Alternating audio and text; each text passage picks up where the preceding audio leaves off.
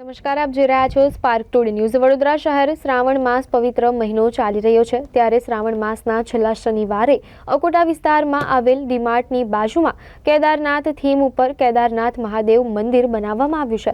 આ કેદારનાથ મહાદેવ મંદિરની લોકોની આસ્થા સાથે જોડાયેલું છે, જેમાં વડોદરાના ભક્તો દર્શન ખાતે આવી રહ્યા છે।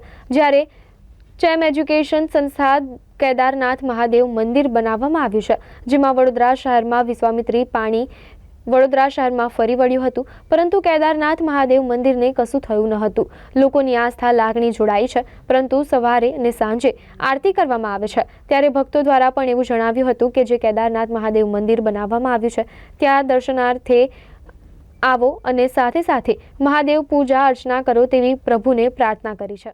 મારું નામ વેદ પાકરે છે અને આ કેદારનાથનું મંદિર જેવું બનાવ્યું છે અમે ચેમ્પ એજ્યુકેશન એન્ડ ચેરિટીએ મારું એક એનજીઓ છે એમને અહીંયા અકોટા ડીમાર્ટ છે એના બાજુની ગલીમાં જ અમે આ બનાવ્યું છે।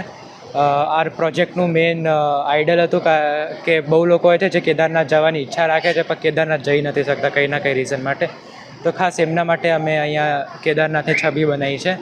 તમે અહીંયા એને દર્શન કરી શકો છો। સવારે 7 વાગે અને સાંજે 7 વાગે અહીંયા આરતી હોય છે અને 3 તારીખ સુધી છે અને લાસ્ટ સોમવાર સુધી છે, હમણાં સોમવાર છે ત્યાર સુધી છે।